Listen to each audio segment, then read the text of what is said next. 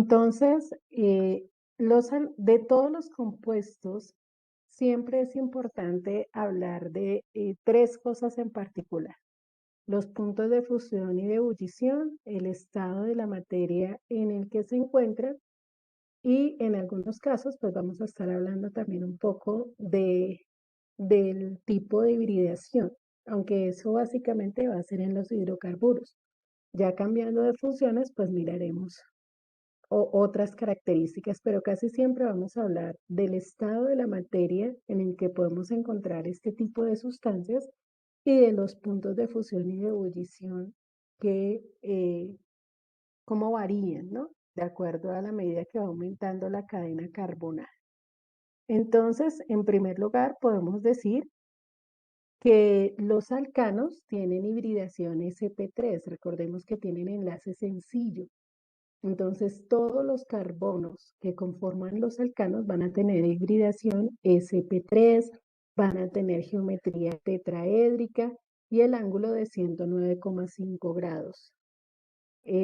Los cuatro sustituyentes que va a tener cada carbono se van a disponer hacia los vértices del tetraedro. Entonces, como tenemos hibridaciones de P3, pues toda la estructura, la geometría de la estructura va a ser tetraedro. Los alcanos de menor tamaño, el metano, el etano, el propano y el butano, es decir, los cuatro primeros hidrocarburos o los cuatro primeros alcanos de la serie, son gaseosos a temperatura ambiente, ¿sí? Debido a que pues, sus enlaces son covalentes y son sustancias, digamos, con enlaces fáciles de romper entre carbono y carbono. Entonces ahí vamos a tener que los primeros cuatro de la serie son gaseosos. Desde el carbono 5 hasta el carbono 17, es decir, desde el pentano hasta el heptadecano, vamos a tener compuestos líquidos. Desde el pentano hasta el heptadecano vamos a tener compuestos que son líquidos a temperatura ambiente. Y ya a partir del octadecano, es decir, compuestos con 18 carbonos en adelante, vamos a tener que son sólidos a temperatura ambiente.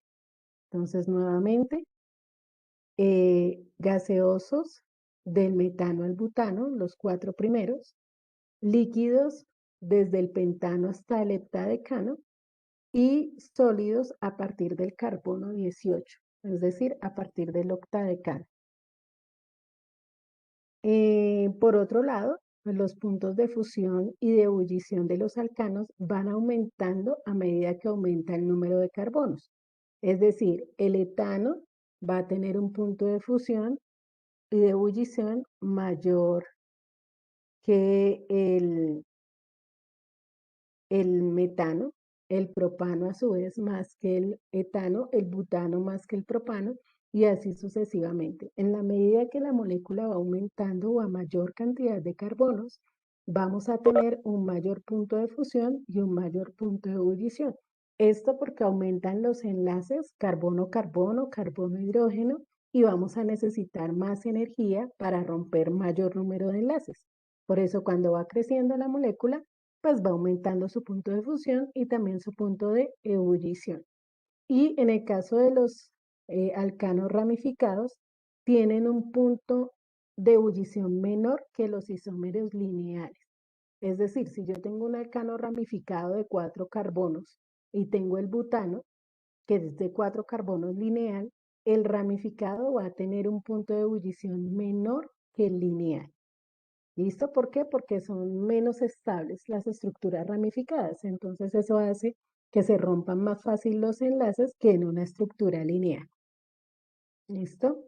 Y bueno, es importante tener presente que en las moléculas, los alcanos son moléculas no polares. De hecho, la mayoría de los compuestos orgánicos son no polares.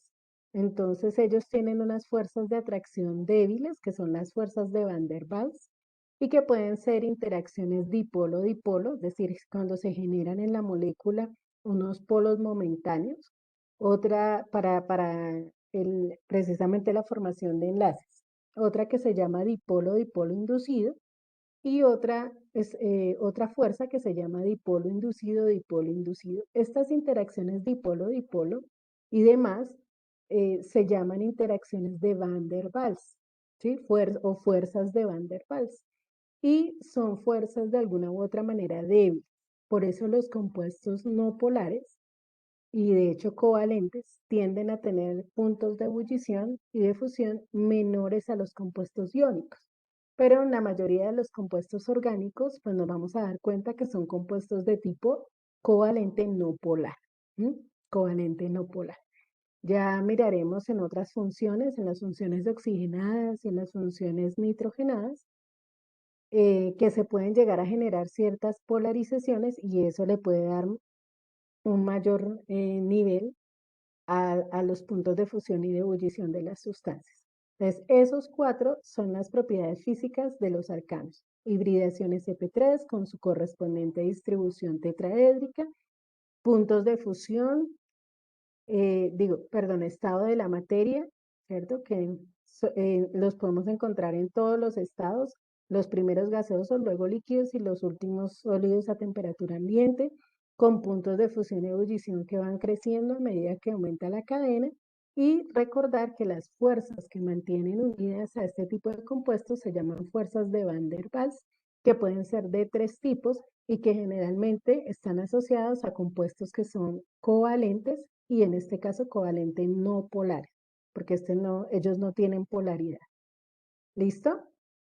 ¿Entendidas las propiedades físicas de los alcanos? Ok, entonces por favor tomamos el apunte y ya pasamos a hablar de cómo o a través de qué reacciones podemos obtener este tipo de sustancias. La idea es que nos quede claro antes de pasar a cada uno de estos. Vamos a ver los mecanismos de obtención. ¿Cómo hacemos para obtener alcanos? ¿Cuáles son las reacciones que nos permiten obtener alcanos? Obviamente, aparte de la destilación fraccionada, que es lo que se hace a partir del petróleo, ¿no? Que ya lo vimos en el video anterior, el petróleo se hace pasar a través de unas refinerías y en esas refinerías lo que hacen es una destilación, es decir, poner este líquido y vamos sacando los productos de acuerdo al punto de ebullición. Bueno, entonces tenemos en primer lugar para obtener alcanos la hidrogenación de alquenos. Los alquenos, al igual que los alcanos, que es el tema que sigue, tienen una fórmula general, que es CnH2n, es decir, los hidrógenos son el doble de los carbonos. Entonces, cuando estos alquenos son tratados, son hidrogenados, es decir, adicionamos, es una reacción de adición, le vamos a sumar hidrógenos a este alqueno, entonces se nos va a convertir en un alcano. Recordemos que los alcanos es el doble de los carbonos más 2. Entonces, al adicionar dos hidrógenos, vamos a convertir un alqueno en un alcano. Y necesitamos algunos catalizadores como platino con carbono, paladio con carbono o níquel. Estos que están aquí son catalizadores. Recuerden que son sustancias que nos van a ayudar a acelerar el proceso de la reacción. ¿Y qué es lo que vamos a hacer? Adicionar hidrógenos, ¿sí? Adicionarle hidrógenos a un alqueno. Entonces, el platino y el paladio deben estar sobre carbón frío. Por eso lo tenemos aquí, platino, carbón, paladio, carbono. Deben estar sobre carbón fino para que se pueda, frío no sino fino, perdón. Fino para que se pueda llevar a cabo la reacción. Y el platino generalmente se utiliza como dióxido de platino. No el platino solo, sino el dióxido de platino es el que nos va a permitir hacer la hidrogenación. Entonces tomamos el apunte de esta parte que es la reacción general y ya vamos a mirar algunos ejemplos de cómo se hidrogenan los alquenos para obtener alcanos. Bueno, aquí entonces tenemos algunos ejemplos de cómo es el proceso de em, hidrogenación. En el proceso de hidrogenación, siempre, como son alquenos, los alquenos tienen doble enlace. Entonces, lo que se va a hacer es romper ese doble enlace, ¿sí? Entonces, una característica básica de este proceso es que, fíjense acá, tenemos un doble enlace. Entonces, este doble enlace se rompe, lo que hace que cada carbono libere un enlace. Cada carbono le va a quedar un enlace libre, ¿sí? Y en ese enlace que le queda libre, entonces es donde va a venir un hidrógeno que se va a unir a este primer carbono y otro hidrógeno que se va a unir a este segundo carbono, ¿sí? Entonces, se rompe el doble enlace, vuelvo y repito, hay un rompimiento en el doble enlace, uno de los enlaces se pierde, nos queda solamente un enlace carbono-carbono y cada carbono va a tener un enlace libre. En ese enlace libre, ¿qué le queda? Entonces es donde va a ingresar cada hidrógeno. Entonces aquí ya vemos que en el segundo carbono, que primero era C, ahora va a ser CH, y este que era CH pasa a ser CH2. Entonces ahí vemos los dos carbonos que ingresaron a la molécula. Los dos carbonos que ingresaron a la molécula. Ok, aquí entonces vamos a ver el siguiente ejemplo. Siempre se ataca el doble enlace. Entonces este hidrógeno va a venir a ocupar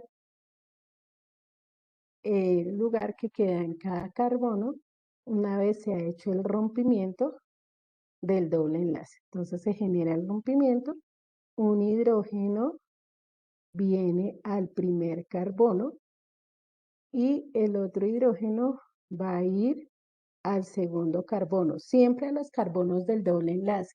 No pueden irse para otro lugar, no pueden ir a ocupar otros espacios porque los otros carbonos ya tienen sus enlaces organizados. Entonces, aquí simplemente será un hidrógeno y acá vendrá el otro. Entonces, ahí nos fijamos, en este primero era CH2, nos queda un CH3, el segundo carbono era un carbono cuaternario que no tenía, bueno, cuaternario no, en este caso como era doble enlace, pues es un carbono ternario, está unido a tres carbonos, pero con un doble enlace. Entonces no tenía hidrógenos, aquí sí ya tiene un hidrógeno como producto de la hidrogenación. Y vamos con el último ejemplo. Aquí tenemos el doble enlace, entonces aquí se genera el rompimiento del doble enlace. Un hidrógeno va a ir al carbono, a uno de los carbonos del doble enlace, y el otro hidrógeno va a ir al otro carbono del doble enlace. Entonces siempre vamos a tener esa ubicación de los átomos de hidrógeno. Entonces aquí podemos observar cómo este que era CH pasa a ser CH2 porque recibe un hidrógeno y el último, perdón, ese era CH, pasa a CH2 y el último era CH2, pasa a ser CH3 con el hidrógeno que recibe. Y esto en presencia, en este caso, de platino y carbono, que es el catalizador que nos va a servir para esta reacción. ¿Es clara la hidrogenación? Fíjense que es un proceso muy sencillo y siempre se hidrogenan los carbonos que tienen el doble enlace, los que tienen el doble enlace. Bueno, entonces tomamos por favor el apunte de los ejemplos. Bueno, la segunda forma de obtener alcanos es la hidrólisis de los reactivos de Grignard. Los reactivos de Grignard, o se llaman reactivo de Grignard, a un compuesto que está formado por una cadena carbonada, magnesio y un halógeno. Una cadena carbonada, magnesio y un halógeno. Estos reactivos se obtienen a partir de una función orgánica que se llama halogenuro de alquilo, que es básicamente donde un hidrógeno en el alcano es reemplazado por un halógeno. Recordemos que los halógenos pueden ser flúor, cloro, bromo y yodo, aunque generalmente los que más se trabajan son cloro y bromo. El magnesio, entonces hay una reacción entre estos dos teniendo éter como un catalizador y nos forma el reactivo de Grignard. Cuando esos reactivos de Grignard son o reaccionan con agua, son hidrolizados, entonces se forma un alcano. Y ya después miraremos en los ejemplos cómo es ese proceso. Se da en dos pasos. El primer paso consiste en hacer reaccionar el halogenuro de alquilo, como se los acaba de mostrar, con el magnesio en éter para formar el reactivo de Grignard. Esa es la primera reacción. Y el segundo paso es ese reactivo de Grignard, hacerlo reaccionar con agua y se forma el alcano. O sea, estas reacciones se dan en dos pasos.